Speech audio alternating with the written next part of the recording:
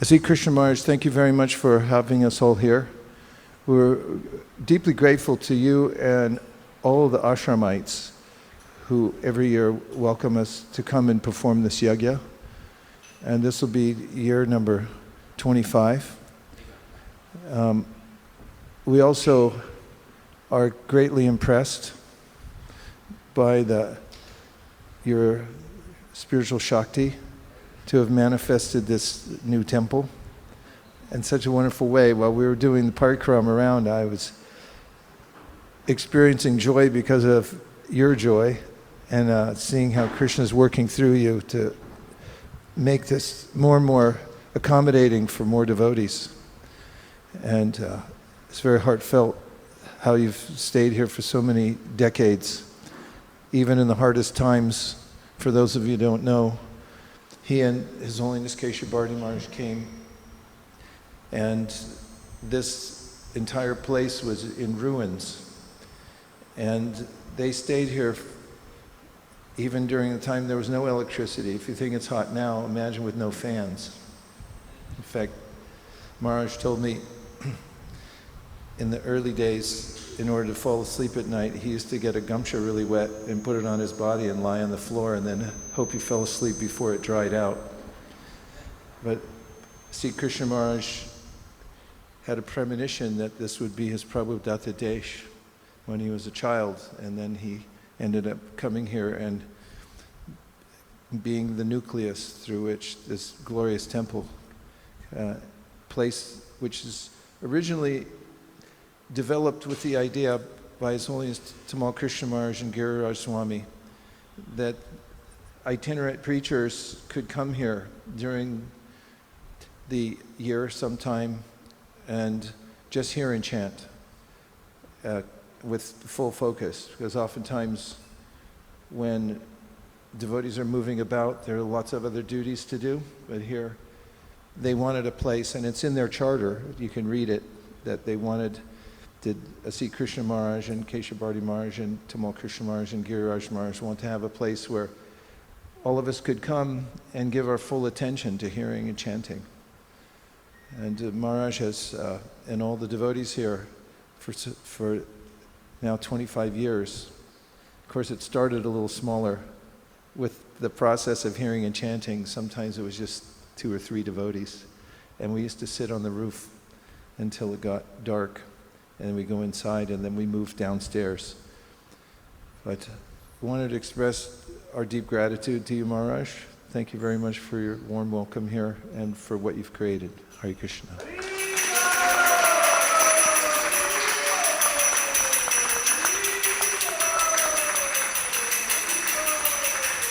Now, for those of you who don't know, Maharaj travels all over the world and preaches in Asia, and comes through America and has engagements here where people come to see the Dham, and he takes people around and is a worldwide preacher following in the footsteps of his previous gurus and acharyas. Hare Krishna.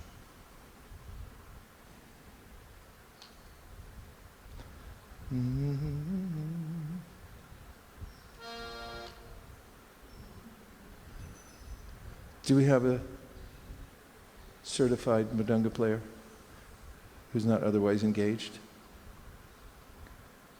There's one note sticking while I was playing, and it wasn't exactly in tune. I was thinking that from our past associations in the material world, we may have some vibration going on, and even as we try to do our bhajan, then there's a little discordant sound coming, just like this. Where are you?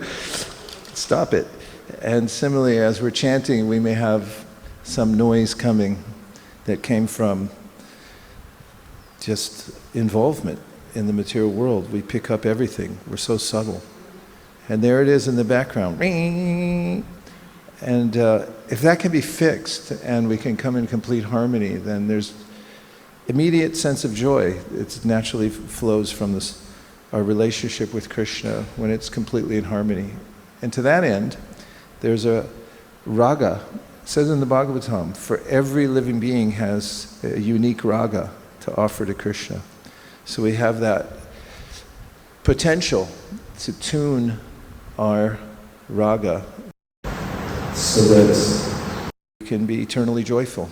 And it's the song that we carry everywhere in our heart as an offering to Krishna. Om Namo Bhagavate Vasudevaya. Om Namo Bhagavate Vasudevaya. Om Namo Bhagavate Vasudevaya. Narayanam Namaskritya Naram Chaiva Narottamam Devim Saraswatim Vyasam Tato Jayam Udiraye. And let's discuss this morning a verse which will be appropriate for the beginning of our yajna. We're starting a little early this year for logistical reasons, because there are lots of yatras coming, not the least of which is His Holiness Radhanath Swami's yatra, which may have a few people joining. And this morning, with discussion amongst a few pundits in our group, I decided upon a verse from the 11th canto, 3rd chapter, 31st verse. And I don't have it in front of me, but I can remember most of it. It says, Smaranta smarayantascha, which means, smaranta means to remember. You should remember Krishna. Smarayantash means to cause other people to remember Krishna. Smaranta smarayantascha, mito means to come together. We should come together. Mita auga. Auga is a combination of aga and oga. Say aga and oga. That's not good. The way you said it is good, but aga oga means ugra karma. It means the worst of what you can pick up in the material world gets lodged in our chitta. And it's there giving that off note constantly so that we can't experience the resonance from the spiritual world. But mita agao, haram harim, means that Krishna will take that away. He'll take away that discord from our lives. We call anarthas. Everything unfavorable that we've carried with us in our hearts, He takes away by coming together. And then bhaktya sanjayate bhaktya means that when we practice diligently, which means we start with sadhana bhakti, and sadhana bhakti transforms into bhava bhakti. It's two divisions, at least. And when we take the trouble, as all of you have done, to come here, it's not the coolest place on earth right now. And traveling by any conveyance nowadays requires some austerity and expense. What to speak of leaving behind what you were doing at home. All that is a kind of tapasya. But it's purposeful. It's specifically mita, coming together for taking advantage of Krishna's mercy, which is described then, bhaktya sanjayate bhaktya. If you take the trouble and you perform sadhana bhakti, then it transforms into the other stage of bhakti, which is a bhava bhakti. Bhaktya sanjayate bhaktya. You could just translate it as bhakti comes from bhakti, which is also one of the ways that the verse is mentioned by acharyas, that you can only get bhakti from those who have bhakti. The devotees carry bhakti within their heart. Bhavad vida bhagavatas tirtha bhuta swayam bhibo tirtha kurvanti tirtani swantakstena gadabrita. That was Yudhishthir to Vidura. Vidura was a saint. And Maharaj Yudhishthir proclaimed it before everybody. He said, you're a saint and you carry love for Krishna within your heart wherever you go. And therefore, you purify all the places, even the holy places you purify, because most people go there and they just take a bath and say, try to wash away some sins, and they leave them. You purify even the holy places. And so, bhaktya sanjayate bhaktya. Then, last word, huh? Bibrat yut pulakam tanum. Bibrati means then, from this association, in association of devotees hearing and chanting about Krishna, Bibrat yut pulakam tanum. Pulakam tanum means the body, and pulakam means that you'll experience ecstasy. Who cares if it's hot? Who cares what the, other obstacles are in our lives? If we're able to do this yajna, and very purposefully this ashram was meant for this, to come together and discuss, talk about Krishna, then bibrat yut pulakam tanum. From that, then ecstasy will awaken within one's body. And in describing this verse, our acharyas say that Krishna is pleased when devotees take the trouble to come together to hear and chant. And that's the verse, right? Yes. Okay, so if we'll just say it together one time, but since the electricity went off, I'm assuming it's not there anymore, right? Okay, so if somebody gives me a device that's not dependent on the grid, I'll read the translation, which is, the devotees of the Lord constantly discuss the glories of the personality of Godhead among themselves. Thus they constantly remember the Lord and remind one another of his qualities and pastimes. In this way, by their devotion to the personality, by their devotion to the principles of Bhakti Yoga, the devotees please the personality of Godhead, who takes away from them everything inauspicious. Being purified of all impediments, the devotees awaken to pure love of Godhead. And thus, even within this world, their spiritualized bodies exhibit symptoms of transcendental ecstasy, such as standing of the bodily hairs on end. And in the purport, we receive the following extension of that idea. It's 11.3.31. And here's the purport. The word agauga is haram, is very significant in this verse. Aga refers to that which is inauspicious or sinful. The living entity is actually Sakchit Ananda Vigraha. Quotes Brahma Samhita 5.1, which is Ishvara Parama Krishna Sakchit Ananda Vigraha Anadiradir Govinda Sarva Karana Karanam. So we're part and parcel of Krishna, same in quality. He's Sakchit Ananda, we're part of him, we have that same quality. The living entity is actually Sakchit Ananda Vigraha, or eternal and full of bliss and knowledge, but by neglecting his eternal relationship with Krishna, the personality of Godhead, he commits sinful activities and undergoes the inauspicious result in the form of material suffering. The chain of sinful reaction is called oga, or a relentless wave of suffering.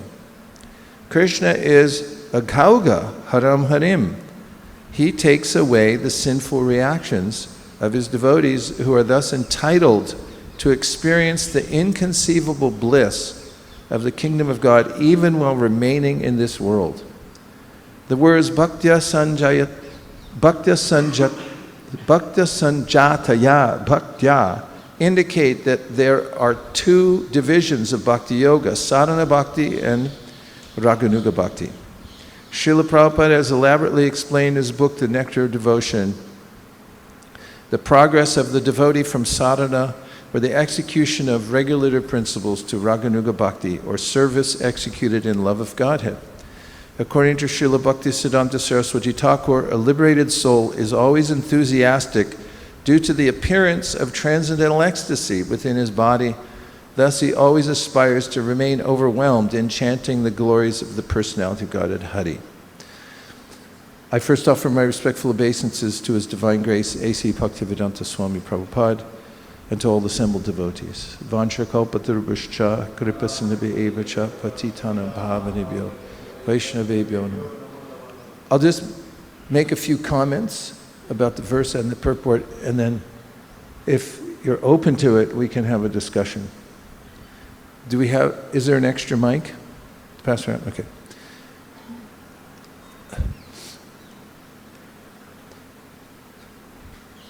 Srila Rupa Goswami begins the Nectar of Instruction by quoting a paragraph from the first canto, second chapter of the Srimad Bhagavatam, which begins with Shrinvatam Swakata Krishna. But if we back up one verse, it says, Shushrusho Shradhanasya Vasudeva Kataruchi Syan Mahat Sevaya Vipra Punyatirtha Nishevana. Syan means something comes out of it. And what arises is the urge to hear about Krishna. Not everybody has that urge, but where does it come from? Shushrusho Shradhanasya Vasudeva Kat Syan Mahat Sevaya. When you serve the Mahat, the great souls, as is mentioned elsewhere, Mahat Sevam Dwara Mahurava Muktes, that by serving those who are considered Mahat, Mahatmanas tumam parta daivim prakriti mashrita. They're completely under shelter of the divine nature, Krishna says in the Bhagavad Gita, and that's Mahat. And it's also mentioned in the Srimad Bhagavatam, Swayam Bhujaksha Akila Sattvadamni Samadhi Aveshiti Cheta Saike Pada Potena Mahat Kritena Kurvanti Kovatsapadam Bababdim. That the secret to success in spiritual life is to follow the Mahat, the great souls. Or it's also considered, Mahat means Krishna himself, the greatest of all souls. And those who are following Krishna, they're great souls, because they're under his protection, exclusively under his protection. So, Shushrusho Shradhanasya, if one gives attention, or by serving great souls, one's attention will be turned towards Krishna. And how much so? That this is the main purpose of one's life. That one wants to hear about Krishna. In fact, one lives for that. This is mentioned also by Brahma in the 10th canto, 2nd chapter, where he says, Gyane prayasa mudapasya namanta eva jivanti san mukharitam bhavadiya vartam. Stane stita ashrutigatam tanavan manovir ye prayaso jita jito pyasitais trilokyam. And the key phrase in this verse, which is well known to devotees, it's famous, his prayers, is Jivanti san mukharitam bhavadiya vartam, which means that if one jivanti just stays alive somehow or other, in order to hear about Krishna, then that's all you have to do. Nothing else necessary. No heroic measures needed. Just find a little place to rest, get a mat, put it down, or whatever you need, stane stita, whatever you're used to. Stay in that position and just add hearing about Krishna and live for that principle. Jivanti san mukharitam bhavadiya vartam. Then you'll come to the perfectional stage as indicated in Jita Jito, which means that the unconquerable, normally unconquerable Krishna gives himself to such a devotee. He becomes conquered by the love of the devotee. And how does the devotee express his or her love? It's by living for hearing. Live to hear. Bumper sticker. That Jivanti san mukhajitam bhavadiya vardham. So, Shushu Shradhanasya Vasudeva Kataruchi Syan Mahat Sevaya Vipra Punya Tirtha Nishevana. One does great service by serving those devotees who have a taste. And by doing that, then Shrinvatam Swakata Krishna. Now one wants to hear. And by hearing Shrinvatam Swakata Krishna, Krishna, who is Vidhunoti, the Lord within the heart, helps to sort everything out. He takes, like one who is taking the wheat out of the The wheat berry. The what? We should ask somebody, for a husk. There's a little berry inside, a wheat berry, and it comes out of the husk. So he helps to separate from our lives those things which are inauspicious. Shrindvatam swakataksha, punya shravana kirtana. And as Prabhupada emphasized, you become more and more qualified just by hearing. Punya shravana kirtana. And hridyantak, from within the heart, Krishna notices that the devotee is leaning into the hearing and chanting. It's also mentioned in the first chapter of the Bhagavatam in Dharma Projita Kaitavo. Sadyo hridyavarudite trakriti bishushushubishtakshanat is the last part of that verse number 2. It says that if you're interested in hearing about Krishna and you apply yourself to the process of hearing, then Krishna is delighted. How much so? He won't leave your heart. That's the sadhya hridya vrujite trakriti bishushrushabhishtakshanat. Because you're interested in hearing about Krishna, Krishna is also interested in hearing about himself. And especially when we hear Bhagavatam, we're hearing about Krishna's devotees and their devotion to Krishna. Krishna wants to hear that more than anything. So one captures Krishna by that. And as also mentioned in relationship with that verse, Sadhyo Hridya Vrujite is, what is that? 11:255. Vishrijate Hridayam Chayasya Sakshat. Darir Ravasha Abhihito Pyagoganasha. Pranaya Rasanaya Dritangri Padma. Sabhagavata Bhavati Pradana Ukta. This is from the Yogendras, and they're talking about the different levels of devotees. And the topmost devotee, they say, is the one who is so inclined to hear about Krishna that because of their inclination to only want to hear about Krishna, then pranaya rasanaya, that's like a rope that ties Krishna's lotus feet in their heart, and he can't get away. That's what it means. Jita jito, the unconquerable, that nobody can catch. The yogis try to catch him, and they can't even come close, Brahmasmita says. They drill their respiration, but still he remains aloof. But for those who hear Bhagavatam and the association of devotees, Krishna becomes uniquely disposed. He wants to be with those kinds of devotees, and he'll give himself to that. And so the next verse is Nashta Praisha Bhadreshu, which means that there's a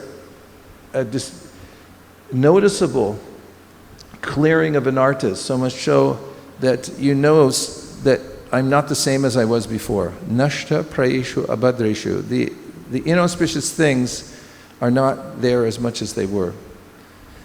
And then comes Tada Rajas Tamo Bhava. There is a time at which one crosses over into a new category. As we're saying, Bhaktya Sanjate Bhaktya, one kind of bhakti turns into another kind of bhakti. And here it is. Tada Rajas Tamo Bhava Kama Lobha Dayaschaye Cheta Iter Anavidam Stitam Sattve Prasidati. Stita means to be situated somewhere. So now one's attained the next level of devotional service, noticeably. And Stitam Sattve, this Sattve, as confirmed in the Bhakti Samrita Sindhu, is not ordinary sattva, as in sattva rajas tamas, but it's Shuddha sattva. And I'll stop in just a second. But from that, we get Lord Chaitanya Mahaprabhu's instruction around this genre of how Krishna is attracted by our hearing and the association of devotees and how the heart becomes transformed. He quotes a verse which goes, Shuddha sattva visheshatma surya prema suryamsu samyabhak ruchi bish chitra mrishringya chit aso bhava uchate. You cross from into a regular devotional service into bhava. And what is happening? Lord Chaitanya says poetically that the spiritual world appears in your heart. from this hearing process. And he says, Prema Suryamshu Samyabhak. What is it? It's a ray of sun from Shuddha Sattva, from the spiritual world. It's a ray that comes from the internal potency of the Lord, and it touches your heart. And what happens then? Mrishringya, your heart melts. And Ruchi Bis means then you start to experience emotions within your heart, as also mentioned in a couple of other places. For instance, Evambrata Swapri Namakirtya Jatana Rago Chutocha Hasatyato Rotiti Roti Gayati Unmadavan Nrititi Lokabhayaha. This is in the 11th canto of Srimad Bhagavatam, is a discussion about what is devotional service and what do devotees do. And one of the Yogendras, and I can't remember which one, Kavi Havi Antariksha Prabodha Pipalayana Avarhotra Chamasa Drumala or Karabhajana. Huh? It's Kavi. Sorry, Havi, it's Kavi. And he says that by chanting the holy name of the Lord, one reaches the stage of love of God. Then he becomes attracted to a particular name and form of the Lord. And then that person's heart softens. Druta means melted.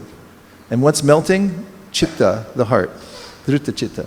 Then the heart melts, and the person laughs, cries, and shouts. Laugh, cries, and shouts. And sometimes sings out loud in public. When we were in New Jersey, flying out to New Delhi, there was some character with headphones on, and he had a tambourine. He was walking through the airport. You could hear him from half a mile away, and I guess he was singing to something he was listening to, and he was playing his tambourine. And everyone was looking around. I was like, you're not supposed to do that here. But he was singing. Of course, I don't know what he was singing or what he was listening to exactly, but it reminded me of this verse. Lokabhayaha means everybody in the airport, everyone outside who doesn't know what you're doing. Devotee doesn't care anymore because he's got an internal life and he's so absorbed in hearing about Krishna that that ray of sunshine has touched his or her heart, and now they sing out loud and they're actually interacting with Krishna from within the heart. And how does this come about?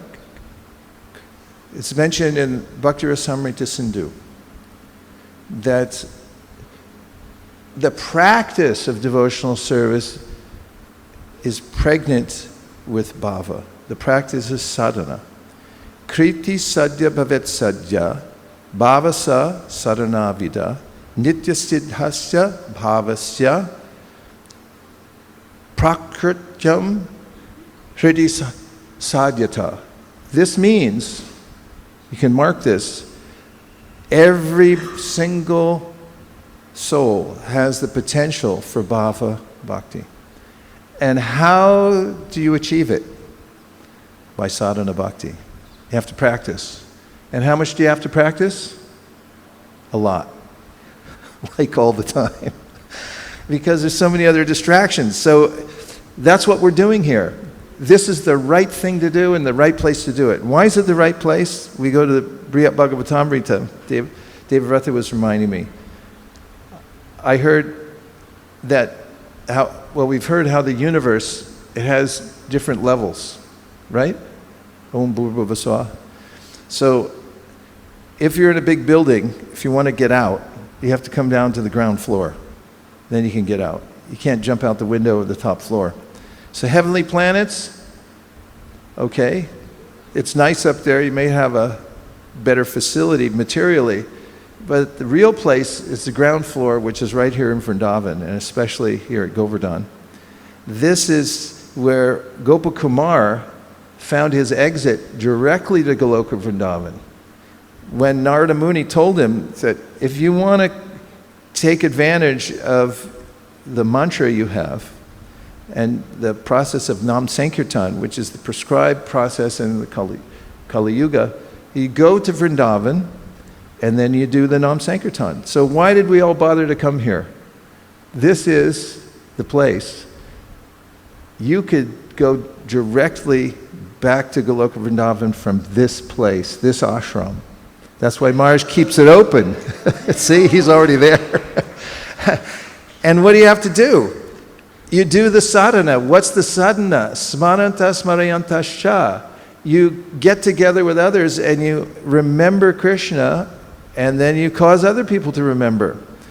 And what's the best way for those who are followers of His Divine Grace A.C. Bhaktivedanta Swami Prabhupada? To remember Krishna, and to remember in the right mood, it's to read Prabhupada's books. There's nothing like them anywhere because they're Prabhupada.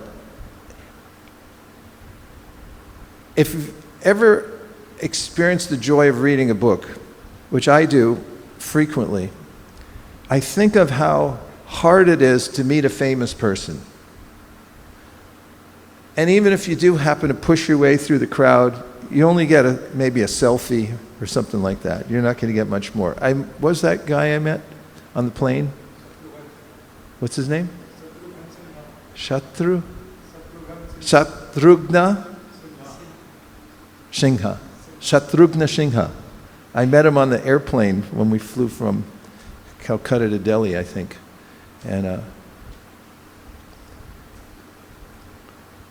he took a Bhagavad Gita. And then when we got off the plane, there was a big crowd around him taking pictures. So he went up to him, and he said to me, we took a picture together, and he said, I met His Divine Grace A.C. Bhaktivedanta Swami Prabhupada. He said, I sat at his lotus feet for 1 hour, and he said, that was the most important hour of my whole life. So what point was I getting to before I distracted myself? Huh? Yeah, it's hard to meet a famous person, but if that famous person writes a book, you get the best of that person.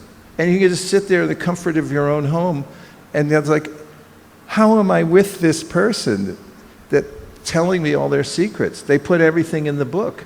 And so Prabhupada did the same thing. He said, if you want to know me and everything I had to say, read my books. And he personally told a few of us, I was there with Keśava Bhāratī Mahārāja and myself and a couple other devotees in San Francisco, circa 1974. And our temple president gave the book distribution report. And then Prabhupada looked at us and he said, you must also read my books. I have not written them just for selling. I've written them for you to become pure devotee and go back home, back to Godhead. Thunderbolt. So that's what we're doing. Purposefully coming to the place on the planet, which our acharyas say, better than Radhakund in a way, because from here, we're like this to Radhakund. We're not. Anyway, we stay here at Radhakund with the Sri Krishna Maharaj and his exalted devotees, and we just hear from Prabhupada's books and we discuss Smaranta Smarayantascha. And from that sadhana, then comes the emergence of bhava. It comes naturally. So that's why we're here. At least that's my idea of it.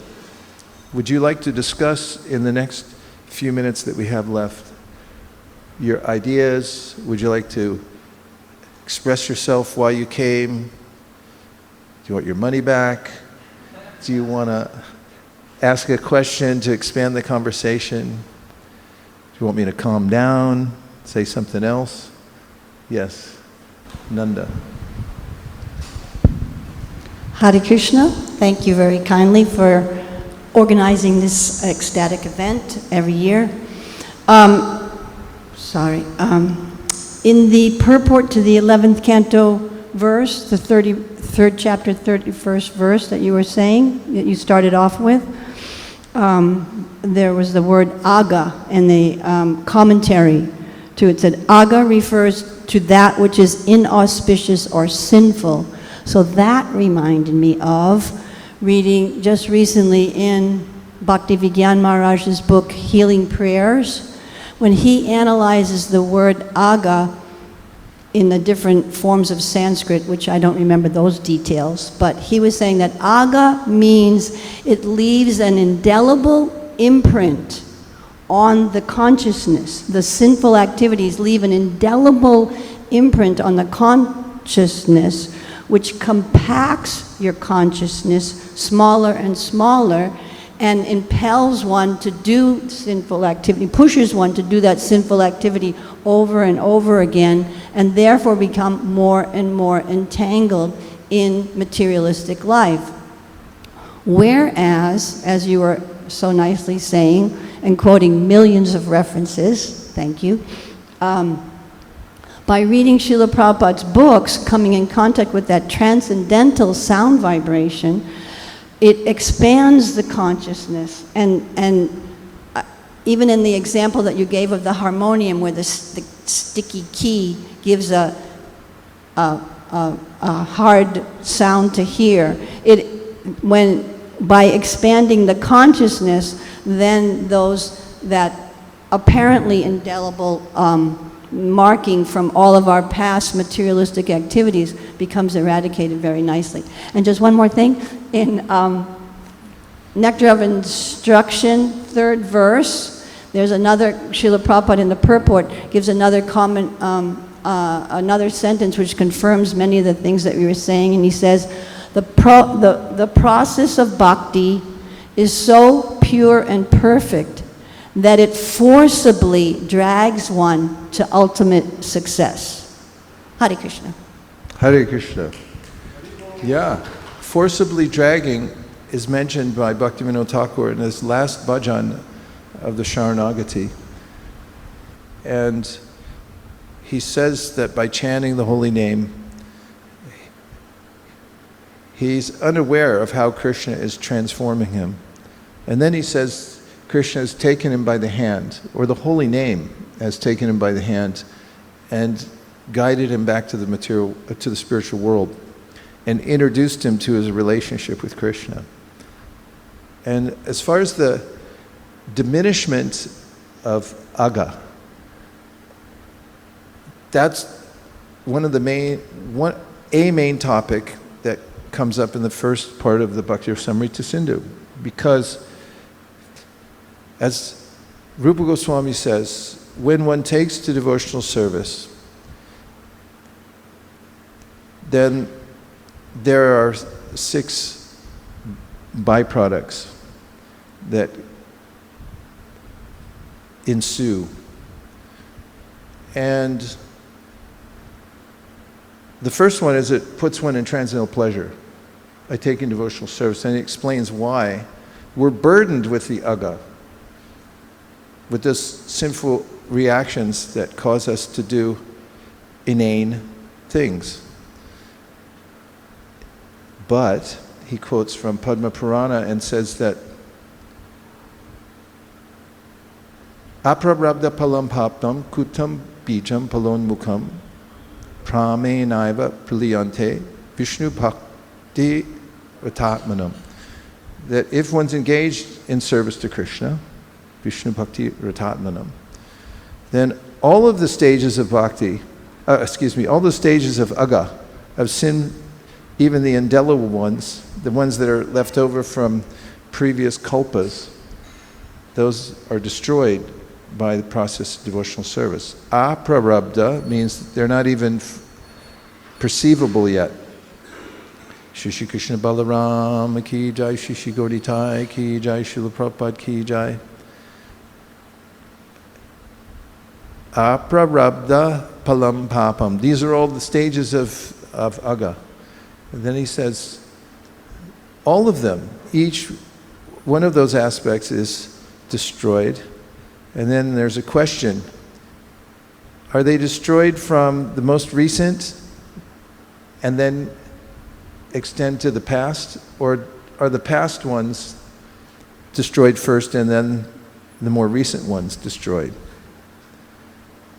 And then our Acharya's comment, it's Jiva Goswami and Vishwanath Chakravarti Thakur, and they say that it hardly matters because it's as if they're destroyed all at once. Sadhya hridya varudite trakriti shushushu. Sadhya means like it happens immediately.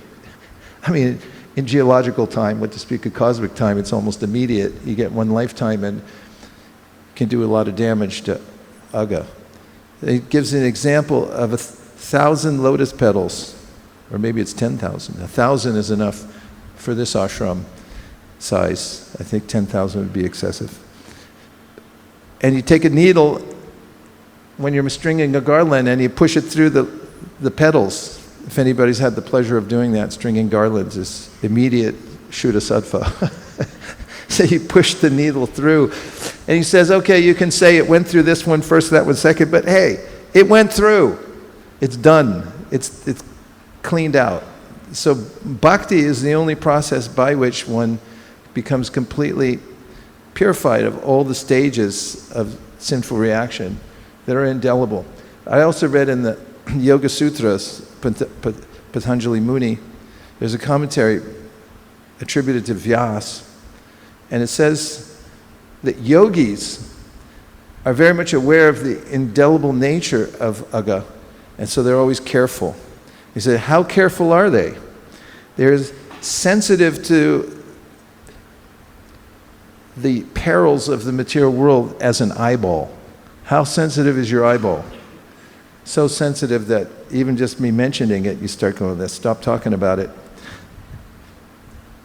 Because he says, if one has encounters with the material world, especially Hladini samskars, which means you get some spike of pleasure from the material world, he said, they're so hard to get rid of that yogis try to avoid them at all costs. But we're fortunate because we have exposure to the Hladini Shakti in chanting Hare Krishna. It's there within the mantra, Hare Krishna, Hare Krishna. You know the mantra, Krishna, Krishna. Hare Rama, Hare Rama, Rama Rama. If one can experience the pleasure of the Hladini Shakti, it's not that it's in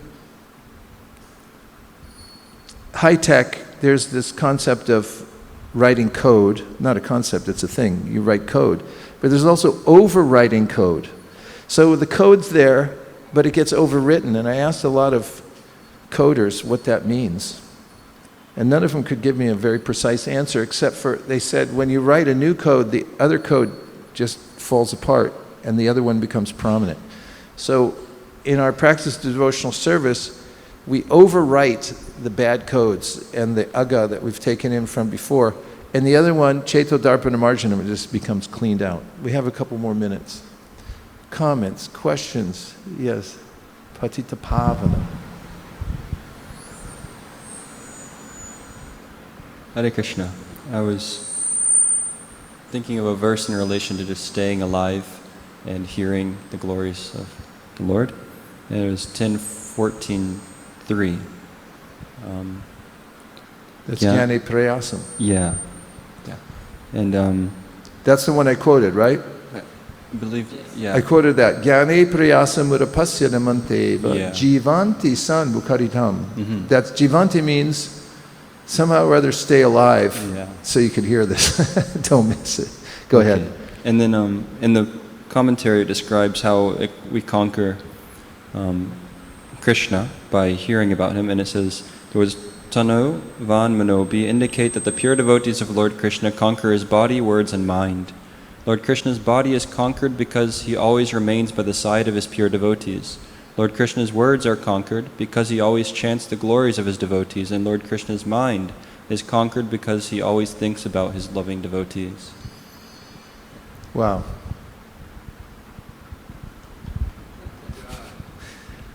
Krishna is so inclined towards his devotees.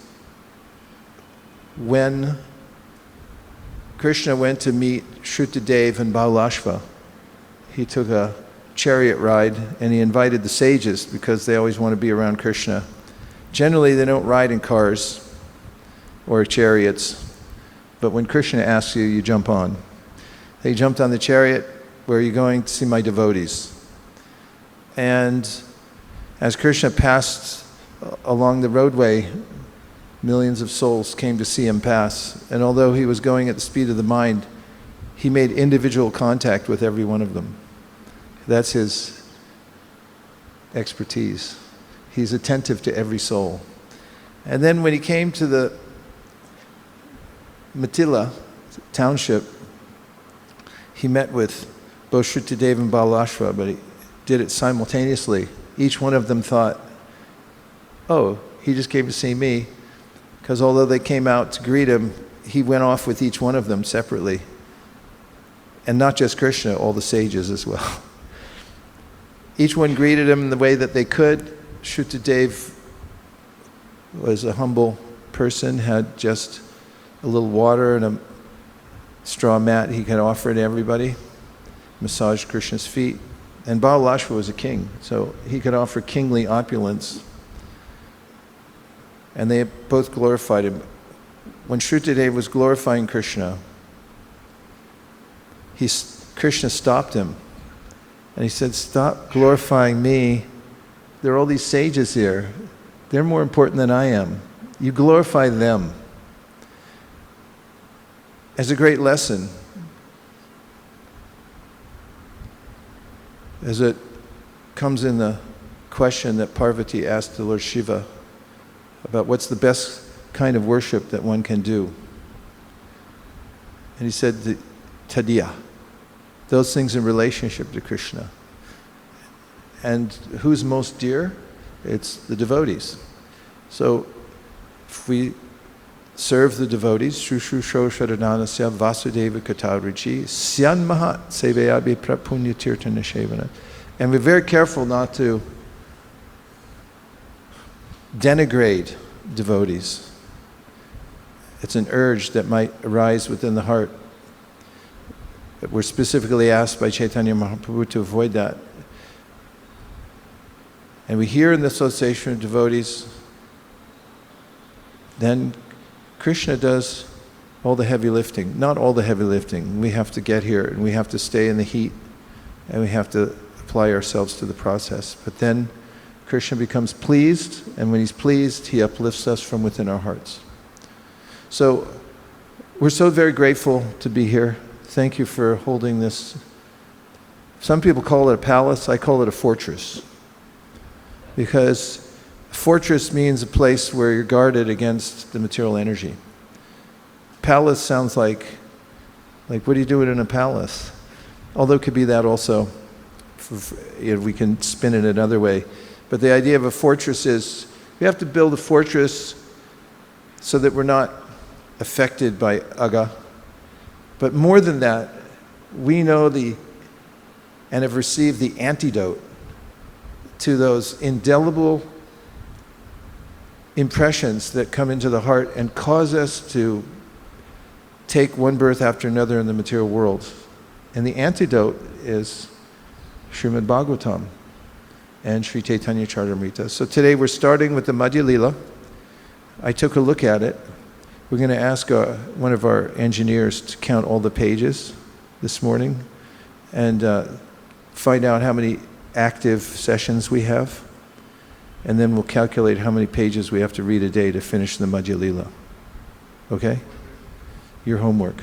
How many? 200 pages a day? No problem. You already figured it out? Around 200? Okay.